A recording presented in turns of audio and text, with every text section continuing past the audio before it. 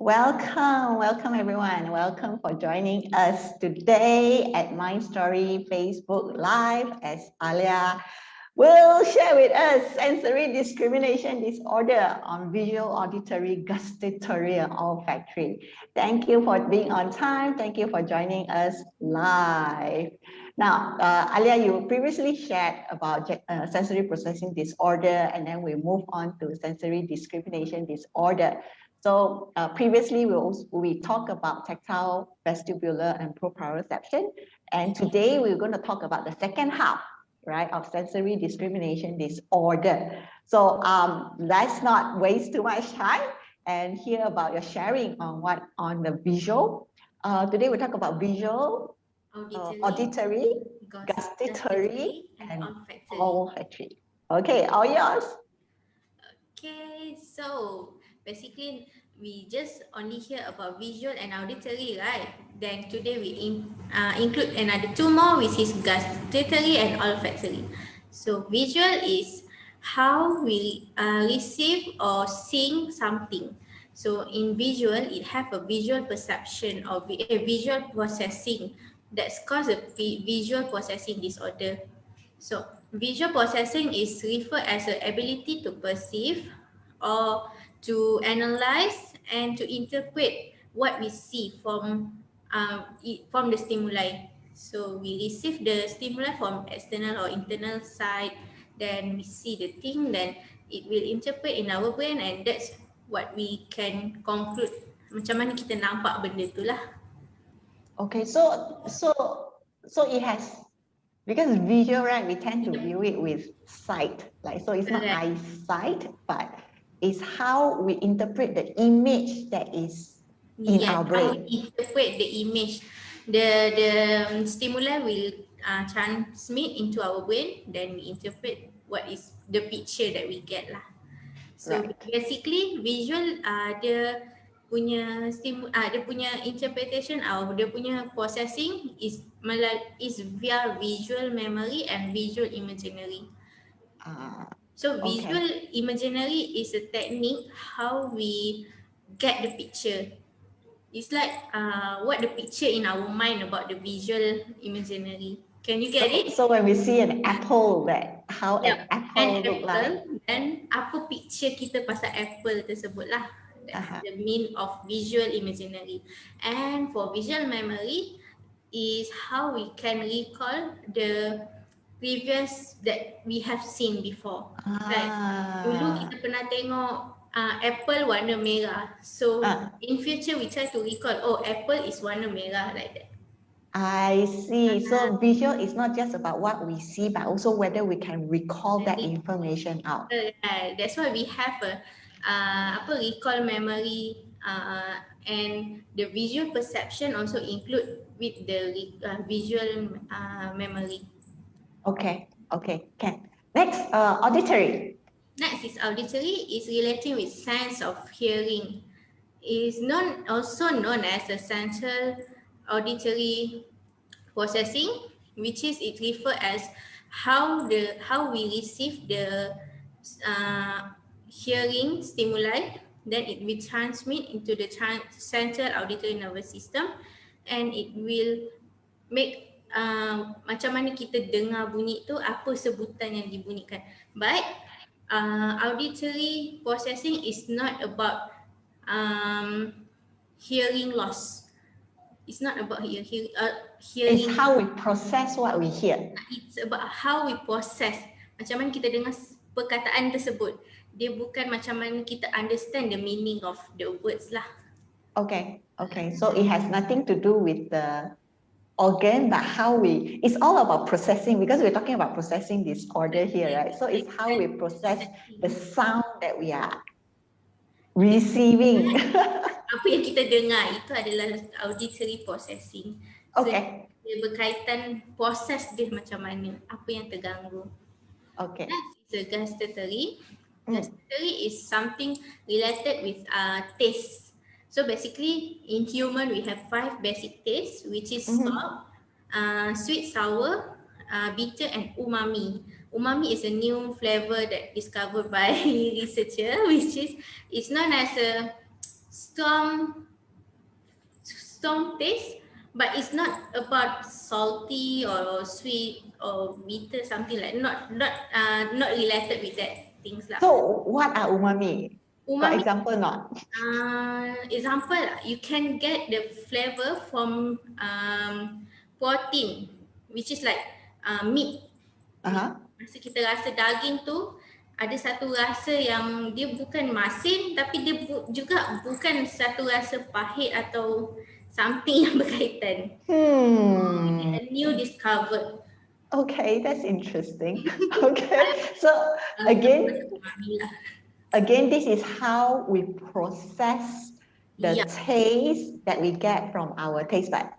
Yeah, that's why some of the kids don't know how the taste like.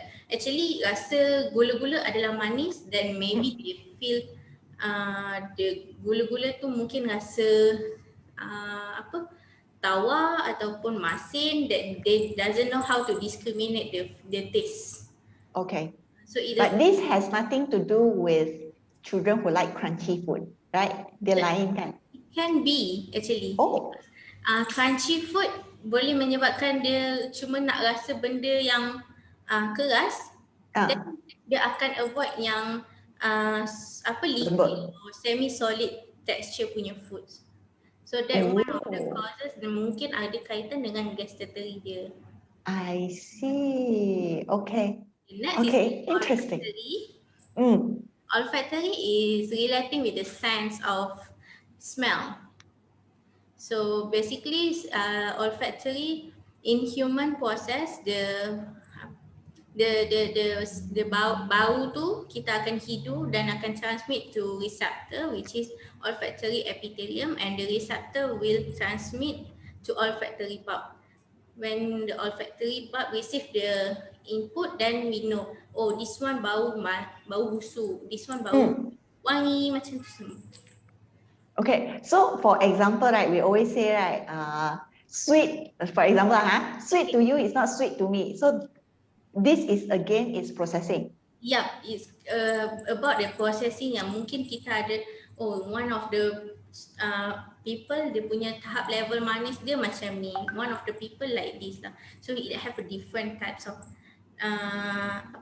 pemilihan rasa dia. So same goes with olfactory. Correct. Same goes with visual. Yeah, nose. Because Okay. some of the kids, dia orang mungkin bau, contohlah bau sampah, dia mungkin tak dapat bau. Sedangkan bagi kita as a normal person, bau tu sangat busuk. Tapi dia tak dapat receive the input. So they may I have issue see. with olfactory function. Okay, later we'll talk about all of this. How to how to make our children more sensitive to all this bau, right? Now I understand why certain mummies go into certain room, they go like, wow, this room so smelly. But the thing is, the child tak ada pun, nothing. What is my room? Okay, anything, nothing happened. Okay, then let's talk about symptoms. Like, how do we know that our children is sensitive to any of this? Okay, normally the symptom that we can see for the children that have like visual, auditory, gustatory, olfactory issue, we go one by one. For firstly, we go to the visual. So basically, the normal children yang ada issue dengan visual, they tend to be in a dark room and avoid the bright light. Contohnya, ada certain budak mungkin dia okey dengan cahaya terang tapi dia tak boleh dengan cahaya gelap.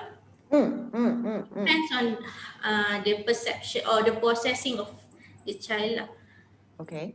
Okay, then he have hesitation to going up or down the stair because when they have a visual issue, they may macam interpret yang pandangan dia orang tu macam bila dia orang nak naik mungkin level tu sama level dengan tangga sedangkan sebenarnya dia kena step up or maybe they feel like too far of the stairs. Actually the stairs quite rendah saja. Okay. So they have Okay. visual issue with the visual perception lah.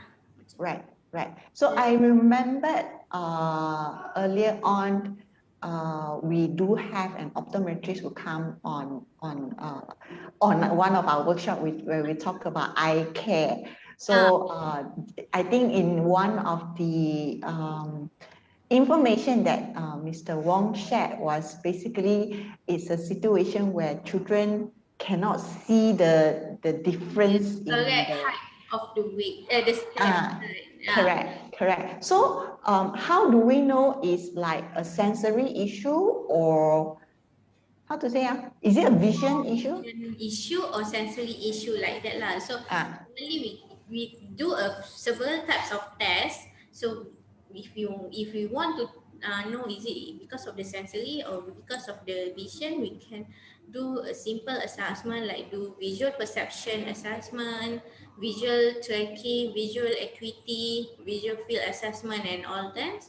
Then we try to encourage them to do the activity and maybe or not maybe and normally the child will have visual. Biasanya kita akan tengok dia ada collaborate juga dengan sensory issue yang lain seperti vestibular proprioception. So normally yang visual sensory disorder, processing disorder, dia akan berkait antara satu sama lain punya. Okay, so they may have a few sensory processing issue. It's not just like, oh, I only have visual, I don't have any other problem. Okay. Dari segi sensory processing disorder, that's why we know about sensory integration therapy lah. That's we integrate all the sensory function. Right. For those of you who just joined us, welcome. Today we have Alia with us to talk about sensory processing disorder. We are talking about visual, auditory, gustatory, and olfactory. If you have any questions that you would like to ask Alia, please share in the comment box, and then we'll get Alia to talk to all of you about your concern. Okay, let's move on. Let's talk about auditory then. It's auditory. Normally, if you see the child we have auditory sensitivity, then we can see either they can respond, they tend to respond negatively towards the loud sound or towards the something yang dia tak suka, dia akan respond negatively, macam dia akan tantrum ataupun dia akan menjerit, something else lah macam tu. Then they also like to hold hands over the ear, macam tutup macam ni, dia tak suka nak dengar. So it depend pada kanak-kanak tersebut. Some of the child maybe tak suka dengar bunyi vacuum ataupun tak suka dengar bunyi mesin basuh, anything. What Then, about children who like to because I remember we used to have a child who likes to put his ear directly next to a speaker. oh, he like to put ear to the speaker. Oh, that means the child is seeking the sensory for auditory, which is dia mencari bunyi tu sebab bagi dia punya processing tu mungkin yang dia dengar bagi kita volume tu dah kuat tapi bagi dia volume tu agak perlahan, so dia tak dapat nak detect apa bunyi yang dia dengar tu lah. That's why dia akan seek untuk benda-benda macam tu. I see. Okay. So nanti kita akan explain macam mana atau apa aktiviti yang boleh buat untuk yang hypersensitive atau hypersensitive dengan auditory lah. Okay, cool. Next. And next, another one, kalau dia ada issue with auditory, so they cannot walk with background music. Contohnya kita pergi mall, ada music. The normal people can walk tanpa ada distraction. But for some kids, they feel like, oh, the sound is too heavy for them and then cannot tahan dengan bunyi tu, dia akan start tantrum ke atau start seeking the sound and where the sound coming. Okay. So we tend to see maybe children don't like to go to certain places, maybe because of the loud noise. So it's also because of auditory sensitivity lah. Correct. Visual also because contohlah kanak-kanak tu pergi mall. Maybe dia akan ada satu isu dengan dari segi visual dia, orang terlalu ramai crowded, itu akan mengganggu. Also because of the music akan terganggu dia punya behavior. That's the reason why the child tend to tantrum dekat mall. Okay. Next is gustatory and olfactory. This one usually it comes together lah, gustatory and olfactory. So the kids tend to avoid the certain taste or certain smell that are typical for children but not. Contohnya macam rasa sepatutnya dia kena suka makan, dia kena boleh makan bubur atau makan mie, something like that. But some of the kid yang kita boleh nampak yang ada contohnya autism, ADHD ni, diorang lebih suka makan benda finger foods, which is french fries, junks. So benda-benda macam tu sebab dia ada, satu sebab memang dia ada bunyi, kedua sebab dia keras, then easy for them to hold, and the third thing because they want to feel inside their mouth, from the nose, they want to feel, rasa macam mana makanan tu. Kalau yang liquid punya makanan, dia terus telan, so dia tak tahu macam texture benda tu. So does it got to do with children who like to keep food inside their mouth? That one, No. mungkin of the behavior atau juga mungkin dia suka simpan atau mungkin disebabkan dia punya weak muscle to swallow the things lah. So, I see. Tengok dulu macam mana lah. Okay, cool, nice. Nice. And normally budak-budak yang kids yang ada hypersensitive or hypersensitive dengan deri rasa dan juga bau ni, diorang seek out certain taste of smell ataupun diorang does not seem to smell strong or macam dia tak suka bau yang sangat kuat. Bagi kita benda tu adalah normal. Tapi mungkin budak tu tak suka dengan bau yang kita gunakan contohnya. So it could be, sometimes I also hear like when mommy change detergent powder, so bau lain jadi they don't like it. Dia tak suka, boleh jadi macam tu. Tapi sebenarnya bau dia lebih kurang kan. Tapi mungkin kanak-kanak tu mungkin ada isu dengan processing dia lah. Okay, right. Okay, so let's talk about why is all of this important. We know it's important, but let's hear. All the sensory is important for kids to goals lah untuk membesar. Tapi yang paling utama adalah kalau dari segi visual, it's important for them to know the sharp or heavy things like contohnya needles.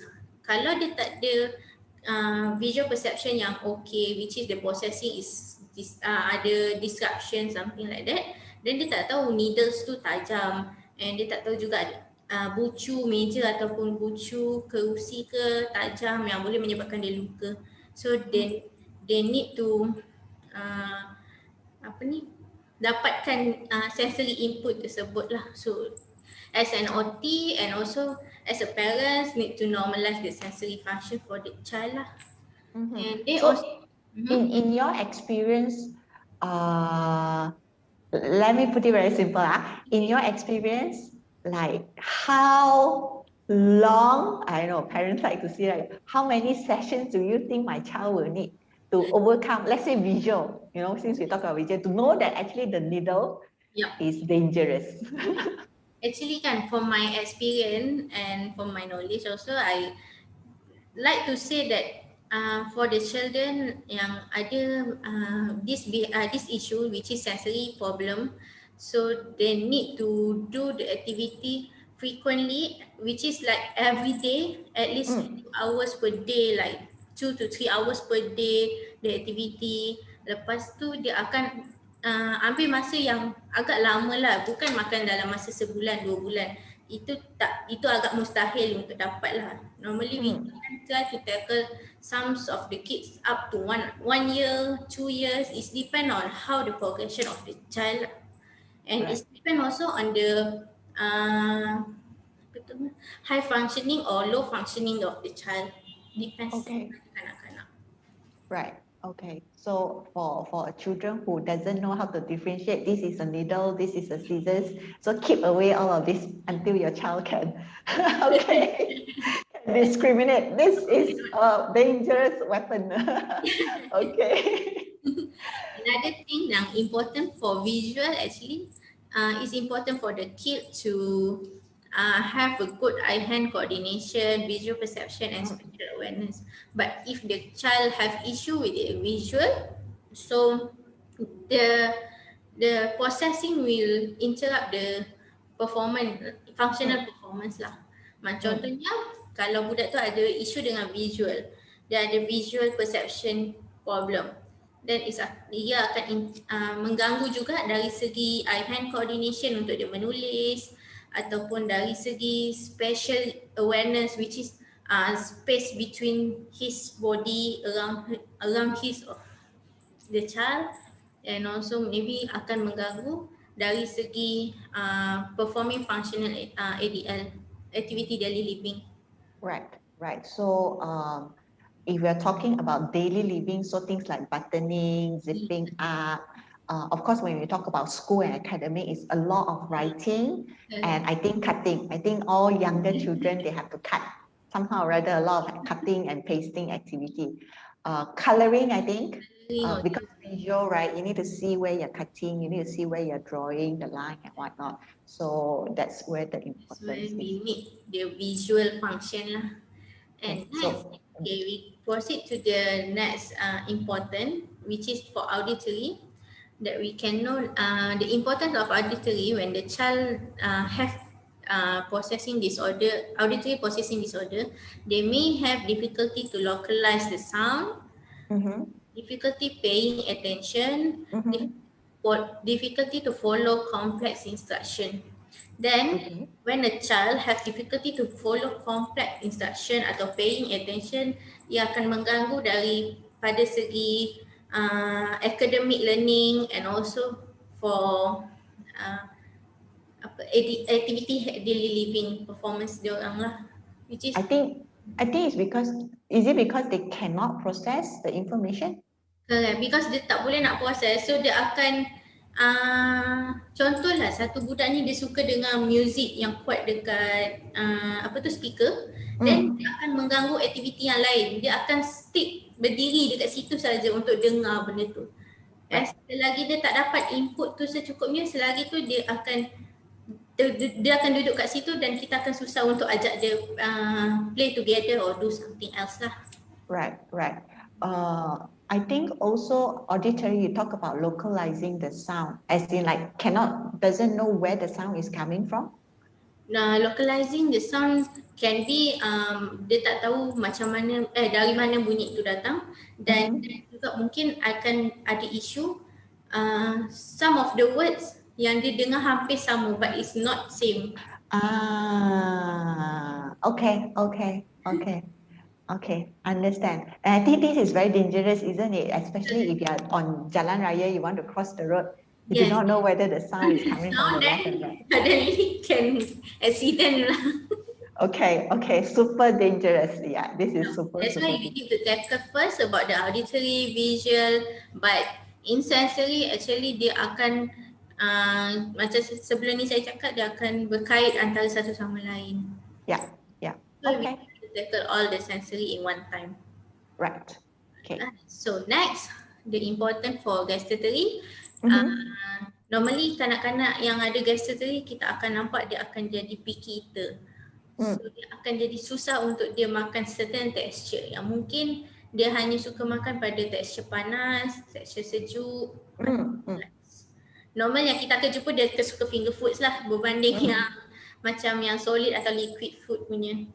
So in a way, if we do sensory integration therapy, it can help lah. Yep, it can help through oral stimulation, also through like some activity macam kita bagi stimulation guna licking ice cream ke. So activity macam tu boleh membantu kanak-kanak ni to normalize dia punya gustatory Okay. sensory. Okay, so for gustatory, does it mean like, for example, maybe children who always drool or children who always put things in their mouth? Is it because of gustatory as well? Yep, it can be because when a child have drooling, normally because of the weak muscle. When the weak muscle and have issue with the gustatory sense, so dia tak dapat rasa air tu sebenarnya dah tertelan ataupun still ada kat tepi. So biasanya kanak-kanak tu akan ada weak muscle over here lah. So dia akan, that's why as an OT and and as a speech therapy, normally we can see that we do the oral stimulation, oral massage and everything like that. I see. Okay. Okay. And alright, so for gustatory also normally we can see yang kalau dari selain daripada segi makanan, dari segi performing functional activity like brushing, they also tend to avoiding the activity lah. Sebab dia akan rasa sama ada dia akan rasa dua je, sama ada dia akan geli, which is dia akan avoid, atau dia akan seeking pada sensory tersebut. Normally if the child seeking the sensory, dia suka jilat semua benda, dia macam try to eat anything, especially yang benda keras. Okay. Okay. Wow. Okay. Tapi I thought seeking behavior means they like to brush teeth all the time. Sorry? Seeking behavior, that means they like to brush teeth all the time. Yes. Dia macam akan berus walaupun sebenarnya dia dah berus dah. Okay. Tapi kalau yang jenis avoidance, which is dia tak suka pada brushing, dia akan try to close their mouth or try to bite you lah bila kita cuba untuk bite. So that one actually we have some tools yang mungkin boleh bantu parents untuk buat and also do this oral stimulation lah. Right. Okay. Next, for the importance of olfactory, if the child have issue with the olfactory disorder, the child maybe does not seem or notice the unpleasant odors or smell. Maksudnya dia macam tak suka, dia tak sedar pun. Sepatutnya benda tu bau busuk tapi dia tak sedar. Dan dia macam pergi sahaja. Mungkin some of the child yang dia terbalik dengan proses yang sebenar, which is bagi kita bau tu wangi tapi bagi dia itu busuk. Bagi kita itu busuk, dia wangi. So dia terbalik dengan a normal situation sepatutnya. Okay. So I think this one because of food, dia tak tahu, let's say the food sudah rosak ke, sudah basi ke, then it becomes a problem lah kalau budak macam tu. Dia akan just makan saja apa yang dia nampak atau mungkin apa yang dia rasa macam benda ni okay untuk dia, so dia makan. That's the issue why we need to observe your child behavior. Okay. Right. Okay, now let's see. Then when should I be worried then? I think our standard question, right, when it comes to Alia, right? It's like, when should I be worried? When parents need to worry? Okay, basically for development, visual development is starting when your child age 3 months, since 3 months. When born, budak tu dia tak boleh nampak lagi benda yang sepatutnya lah. Contohnya, Right. dia mungkin tak boleh nampak apple macam mana bentuk. Tapi starting from the 3 months, they actually can track the thing. Macam Okay. tracking lah, macam mana pergerakan. Contohnya, barang yang kita tunjuk tu ke kanan, mata dia akan follow ke kanan. That's a Right. It's different with scanning actually. Some of the people maybe akan confused between tracking and scanning. Scanning adalah kita scan benda tersebut. Macam scan printer, kan saja. Like invas saja, like a bypass. Macam tu saja. Tapi tracking ni macam mana mata tu follow the movement of the object. Okay, okay. So for visual 3 months. Yep. So I know when 3 months, I think usually like first year, babies tend to see a lot more doctors, got more doctors visit, more doctors appointment. Most of the time the doctors or the nurses, they will do this kind of check. Correct. So Right. doktor akan check masa baby dulu, dia akan check tracking, dia punya visual macam mana lah. How about audio? Audio, normally when the baby born, it cannot hear the sound, but after 6 months, they maybe can hear and can develop full hearing for the baby lah. So maybe they can understand the sound, like kita pasang music, dia tahu oh ini music, but they cannot interpret lah. Macam kita normal, kita terlihat oh ini music tak boleh lah, tapi dia tahu itu adalah music. So starting from the 6 months, we can start sound activity with the children lah. Right, right. Interesting. Okay, then is there a situation where, let's say lah, because it's not a hearing loss, but it's more on sensitivity. So it is more on processing. So when I hear music, I know that it's music. But like, when do I know that my child is, for example, overly sensitive? Like, because like you and I, right, our so-called tolerance for loud music lain kan. So like, when should I be worried? Like, okay, normally we can see the doctor will do a diagnosis or assess your baby since one day they're born until up to 2 years, right? Then between the range, the doctor will assess either the child have issue with the issue with the hearing, like maybe dia ada hearing loss ke apa. Tapi kalau dari segi sensory, normally kita akan nampak selepas usia 2 tahun. Awal umur, some of the kids maybe akan datang pada usia 1 tahun lebih, tapi kita bergantung kepada kanak-kanak tersebut lah. It's depend on 1 to 2 years. Normally, contoh dari segi research, memang dia akan cakap after 2 years akan nampak perbezaan kanak-kanak tersebut, perkembangan dia. Tapi akhirnya doktor akan check regularly kan, so kita boleh tahu perkembangan kanak-kanak. Sebab tu pentingnya pergi check kanak-kanak tu daripada baby sampai dia usia 2 tahun. So kita boleh tahu dan tackle lebih awal daripada kita tackle masalah dia pada usia 7 tahun. Right. So usually 2 years and above, that's where you start to see lah all of this problem. Okay. Kalau tak salah saya, golden year for a children is between 3 to 5 years. Is it correct? Depend how you define golden years lah. You're talking about early childhood, we're looking at 0 to 5. Pas saya belajar, lecturer saya kata golden years untuk kanak-kanak dapat semua sensory ni memang between 3 to 5 years macam tu. So kita kena tackle banyak dari segi sensory pada kanak-kanak ni lah untuk perkembangan mereka masa dia orang nak masuk belajar. Right. Okay. Then how about gustatory and olfactory? Picky eater, I think that one quite straightforward lah. So kita dah boleh bagi dia makan, so dia dah boleh rasa lah, so safe. But what about smell? How do we know? Smell usually the child can know when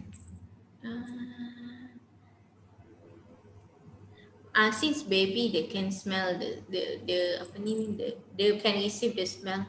Cumanya depends on the age lah, macam sebab yang ini adalah isu dengan processing.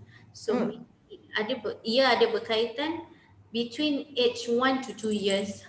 So kita depends tengok dalam usia setahun hingga 2 tahun ada tak perbezaan kanak-kanak ni dengan kanak-kanak lain, atau mungkin dia sedang belajar kan, sebab dia kan nak membesar. Some of the people akan cakap oh dia nak membesar so dia akan bau semua benda macam ni. Yes, correct. And on the frekuensi, berapa kerap yang dia nak bau benda tu. Sebab biasanya budak kalau dia nak belajar, dia sepatutnya macam sekali belajar, okay dia dah tahu ini busuk, ini wangi, macam tu. So again, I remember you talk about intensity and also the duration. Point So lah. yeah, okay, understand. As a parents, kita kena check the key point tu. Kalau kita ada baby yang usia 3 bulan hingga 2 tahun, kita check dia punya kita track dia punya behavior, dia punya action tu macam mana. So it's depend on the frequency, intensity dengan duration dia macam mana. So kalau kanak-kanak tu memang ada sensory issue, which is sensory processing issue, dia akan buat behavior tersebut more than one time per day. So kita kena check selalu. So kita boleh tahulah. And I think it's also crucial because we always talk about terrible twos, right? So 2 years onwards, then all the behavior semua masuk. So we probably also want to rule out, is it because of sensory? That is why it's creating problem, because for a 2-year-old, they may not know how to communicate with parents yet, right? So, and one of the main way they actually communicate is actually through behavior. So for parents, especially new parents, first-time parents who doesn't know whether it's normal or not. Dia macam the new parents mungkin dia baru belajar macam ni, mungkin budak ni nak macam ni. But back to the basic, kita kena track balik sama ada memang dia akan kerap kali buat ataupun dia cuma betul-betul untuk belajar. Kalau dia untuk belajar macam untuk new learning information, dia cuma akan pergi dalam sekali atau 2 kali, tapi dia takkan lebih daripada 3 kali. But for the kids yang memang seeking some of the stimuli, dia akan pergi for the activity more than one time dan akan ganggu dia punya participation dalam activity, which is dia akan dia dalam dunia dia macam tu. Dia akan duduk stick on one task, lepas tu bila kita ajak untuk buat aktiviti lain, dia akan refuse. That's the issue lah. Okay, can. So it still go back to when should parents be worried, is also again go back to intensity, like how frequent your child repeat that behavior, and then duration. Right, like how long is that? How long they can attend the activity. Contohlah, saya pernah jumpa ada satu budak, dia suka tengok yang bulat-bulat jelly, bulat-bulat dalam pasu yang cantik. What is that called? Apa nama dia? I pun tak tahu, but I know what it is. The one yang to water, you put the bees, then you water. Bulat-bulat yang color-color tu kan. Ada budak tu dia boleh duduk kat situ for almost 2 hours without do anything. 2 hours. Then the parents cannot sleep because the things inside the parents' bedroom. Okay. Dia I tak sure dia tu untuk dia suka benda tu ke atau macam mana, tapi dia memang boleh duduk situ 2 jam dan bila kita tarik untuk buat aktiviti, dia refuse dan dia akan start tantrum. I see.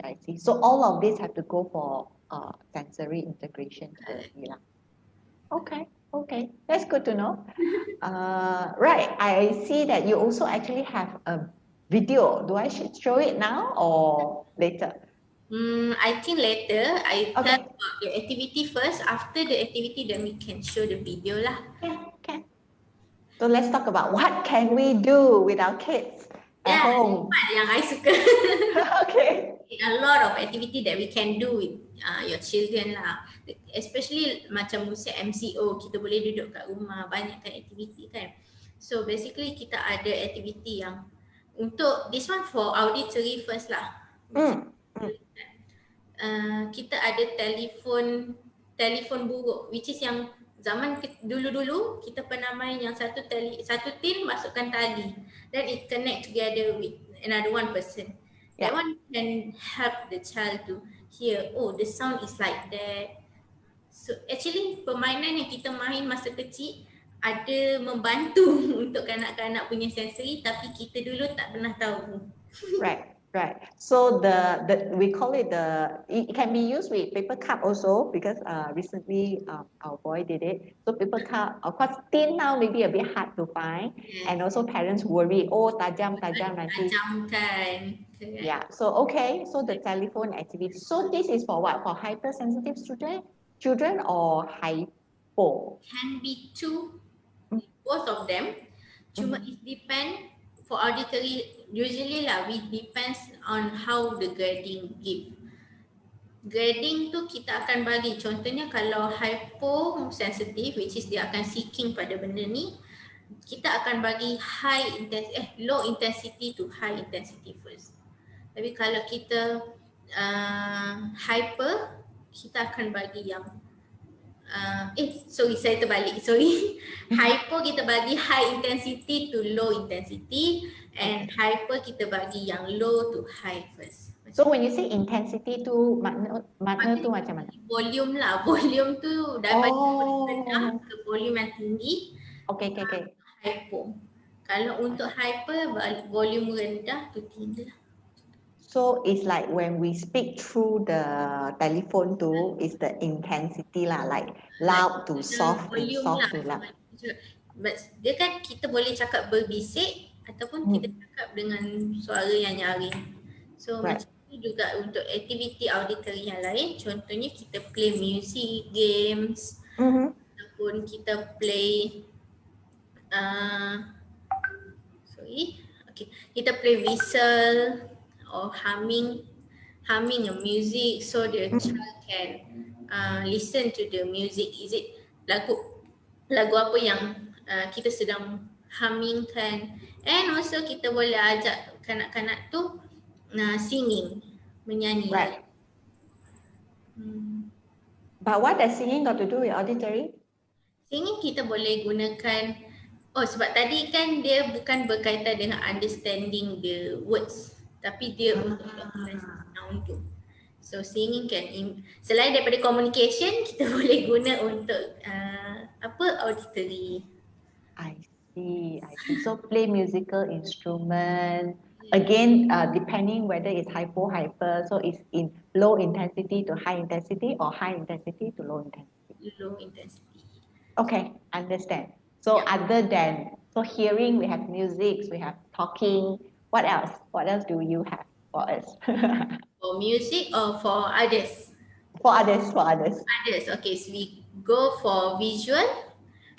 We can play like hidden picture. If your child already know some picture, you can try hidden picture, like find a differences or find a picture yang ada dalam banyak-banyak pilihan gambar. Because find a picture, dia akan membantu dari segi visual perception, visual figure ground, dengan visual discrimination. Visual perception adalah how your brain receive atau how the brain interpret the visual stimuli yang kita terima tu. Okay. Visual figure ground, macam mana dia discriminate antara gambar depan dengan gambar belakang. Contoh, gambar logo. Kan ada dua gambar dan ada tulisan. So that one is a figure ground. I see, I see. Okay, I was like, what is that? Okay, faham. I can see your face like, what is the figure gown? Yeah, exactly. I'm like, did I hear correctly? Okay, now I know. Like, Okay. an idea that figure gown tu kita distinguish between the figure yang depan dan juga background dia. Okay. Visual discrimination, macam mana kita discriminate atau distinguish a picture. Contohnya kita Okay. bagi banyak-banyak gambar, macam mana dia nak discriminate picture tu lah. Okay. And I think some of the activities I come across is, you have a few toys laid out and then you take one away and then Yes. see which one is missing. So all of that are visual. Itu pun untuk visualnya bagus. Some of the kids, contohnya kalau dekat hospital, kita akan guna lava lamp, which is dalam bilik sensory dia ada lava lamp gambar itu untuk visual tracking, untuk dia dia punya objek tu. Okay, so lava lamp is for visual tracking because they see the light go. Mana benda tu bergerak kiri kanan dan okay. Now I know. All right. then we can also choose the nature. Kita tunjuk kan, oh buah apple bentuk dia macam ni. So kita introduce in the same time can help for the speech and language for them lah. Okay, can. Then gustatory. How about gustatory? Gustatory for tasting. Ini kita bagi rasa saja dekat budak-budak. So every day try for taste. No lah, kita just try like kita blindfold them then kita suruh dia teka. Is it nice? Is it sweet or salty? If they can speak lah, but if they cannot speak, then maybe we can try exploration with the taste. Okay. So when you say exploration pun kasih cuba saja kan? Kasih cuba semua benda. Okay. Dan kita akan tengok mana yang dia boleh, dia suka atau dia try to avoid. Dan bila benda yang dia try to avoid, that one kita kena kerja keras untuk benda tu lah. Contohnya so how? Feed more? No lah, contohnya macam dia tak suka benda masin. So kita macam buat aktiviti yang ada benda masin atau kita bagi dia rasa benda masin tu at least once a day ke, tapi jangan terlalu banyak, just one macam satu calit dan rasa gitulah. So dia kena tak terlalu banyak tapi boleh untuk kanak-kanak tu rasa benda tu. Okay. Another one thing, tapi this one is quite dangerous lah. It's like chewing gum. Chewing gum, but it's quite dangerous for a kid lah. Actually, it can help for strengthening muscle, oral muscle. Otherwise, we just use yang stimulation. We just massage over here and here, over the oral area lah. That one we will usually do external and internal. Internal we touch the gum. Normally parents takut nak buat yang gum sebab kanak-kanak akan gigit. Yes. That's why is there any tool? Just now you say got tool, right? Is there any tool that prevents? Yeah, actually it have a tool. Speech therapy usually will use a tool yang oral, I'm not sure the name, oral stimulation ke oral brush macam tu. Ada nama dia. Okay. Alright. So we go for the olfactory. This one we can try same like this. We do a blindfold, we tutup mata dia, suruh dia hidu. Last time I pernah try guna bau kopi, lepas tu kita bagi bau essential oil yang wangi, lavender, lemon. So nanti dia akan discriminate lah macam mana bau tu. So maksudnya dia akan discriminate, dia suka bau ni, dia akan seeking untuk bau tersebut. Okay, so again, this one is like practice lah. Every day, let them try a bit, let them smell a bit, so that they get used to to process that kind of smell. Their input lah macam tu. So we just try and error for them. Okay. So kiranya jangan takut kalau kita nak gunakan spice and herbs. Sebab some parents macam, cili pedas. Tapi kita janganlah ambil cili yang betul-betul tu. Kita mungkin guna serbuk dia sedikit. Yeah. Jangan ambil terlalu banyak. just inappropriate Amount. quantity lah. Okay, okay, cool. All right, that sounds interesting. Okay, can you show the video? Because Yep. this video, actually, I want to tell the parents how your children with some sensory processing disorder is maybe they apa ni akan jadi tantrum mungkin disebabkan beberapa faktor macam ni lah. See the video first. Okay, let me share my video and share and play. Can you hear?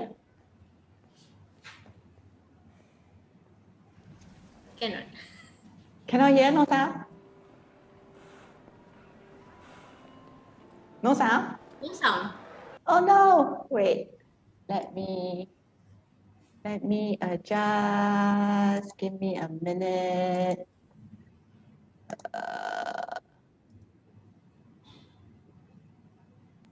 Let's try again. Okay. Got?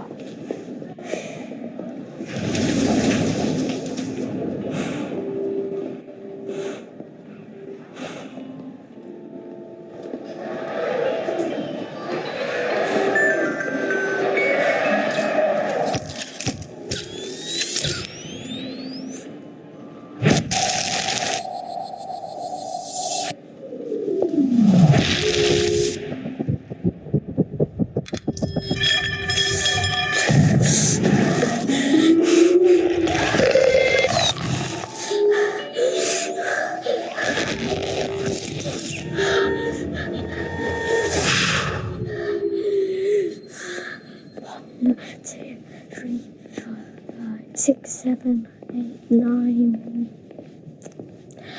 Take my hand.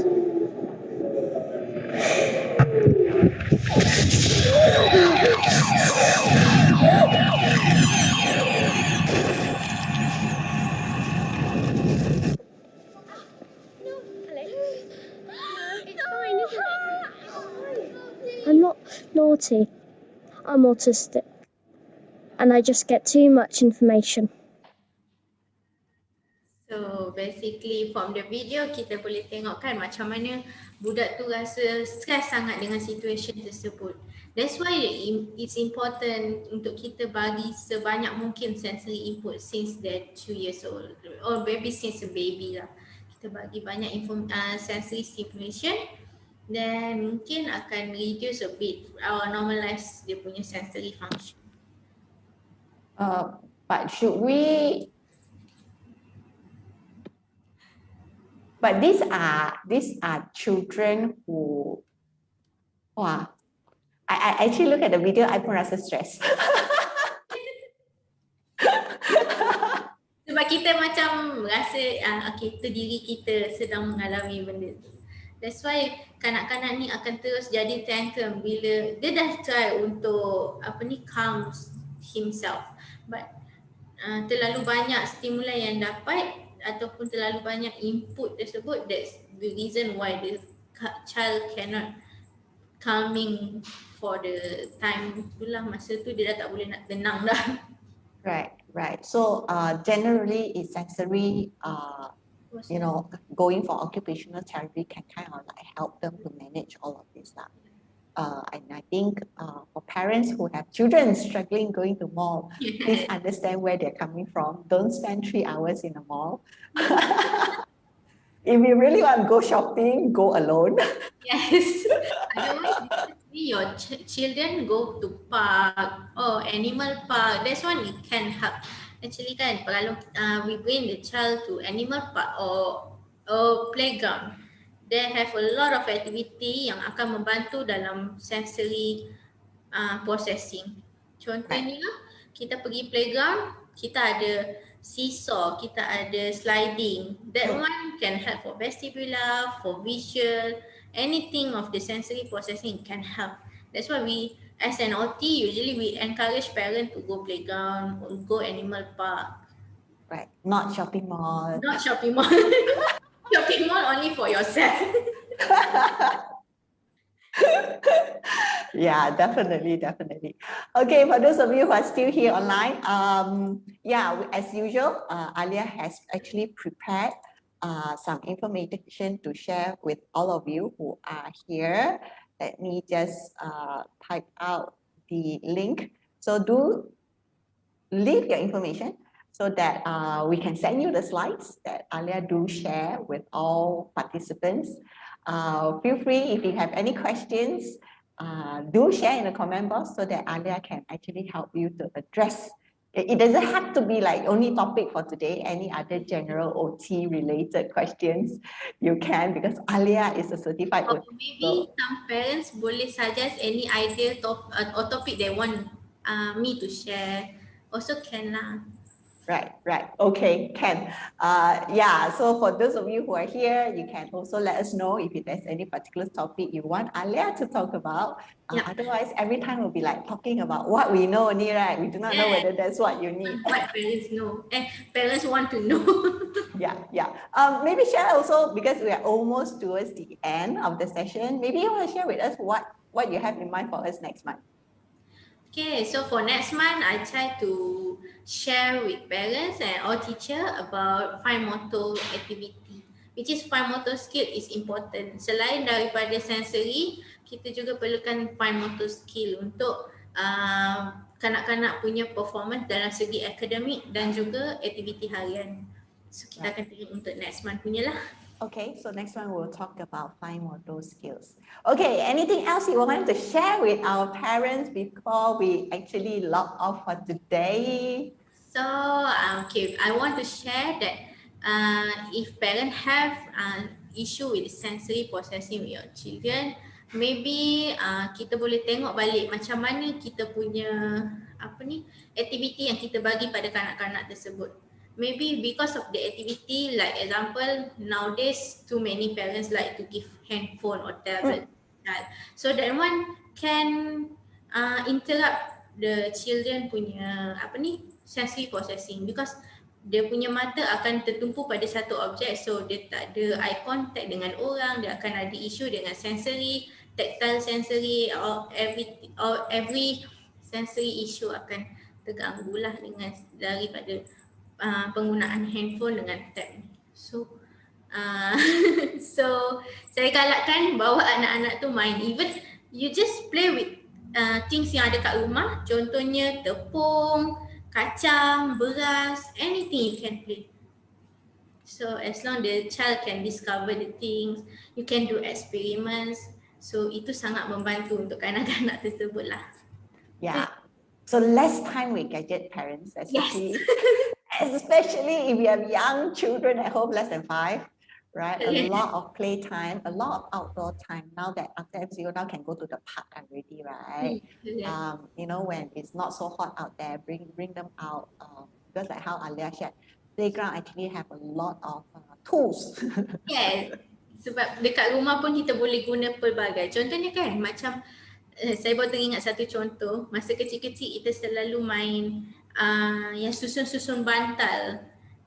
Ada satu, ya, permainan tu pun boleh bantu dari segi vestibular dia, dari segi dia punya motor functioning, macam mana dia nak solve the problem, macam mana dia nak tegakkan bantal tu, everything have it. Actually that the bantal thingy or jumping on the bed thingy actually teach us how to do balancing, how to do our body control. I know parents don't like that. Cannot jump on the bed. Jump on my bed lah. But we still do it. So there are actually a lot of activities that you can do at home. Doesn't mean that you need to buy expensive material. How Alia has previously shared with us, we just use your things that you can actually find at home. Even when we talk about just now Alia said about playing music, right?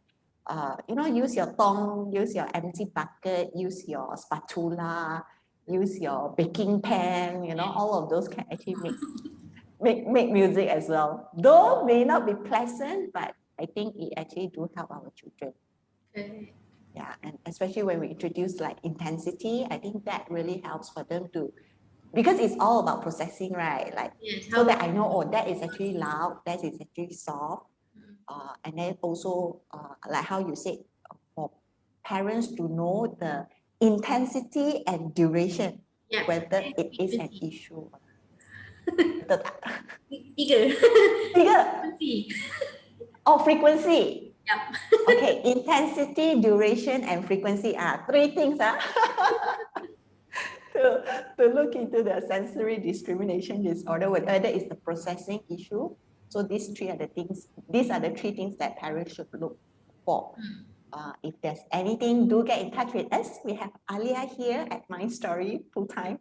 I think with a simple observation, Alia will be able to share with you if your child requires support or if there's any areas within the OT field that she will be able to help identify. Okay, so now thank you very much. Thank you all parents. Thank you for everyone who actually watch us live on Facebook. Time flies. Oh, what link is that? Logesh is the, if you want to receive the slides that Alia has prepared, you can actually fill in your information over there. We'll send the information over to you by end of the week lah. So thank you. Do you have any question? If you don't have, we will just say goodbye. This weekend we have my workshop on communicate with teens. Though it's a communicate with teens, I think it applies to both our typical children as well as our children with special needs, because a lot of sensory issue, for example, are very much from young. So hopefully if you do have a child with special needs, they have already been addressed, like whatever sensory issue or whatever so-called disorder that they have. But at teen or pre-teen age group for children is very, very much different because again, we have an added component, which is hormonal changes. So that's what we're going to talk about this weekend on communicate with teens or preteens. So thank you very much, parents. Thank you for joining us. Next month, Alia is going to talk about fine motor skills. I think a lot of parents and teachers will be very, very interested on this topic. Feel free to share us and do join us next month. Thank you very much, everyone. Thank you. Bye. Bye.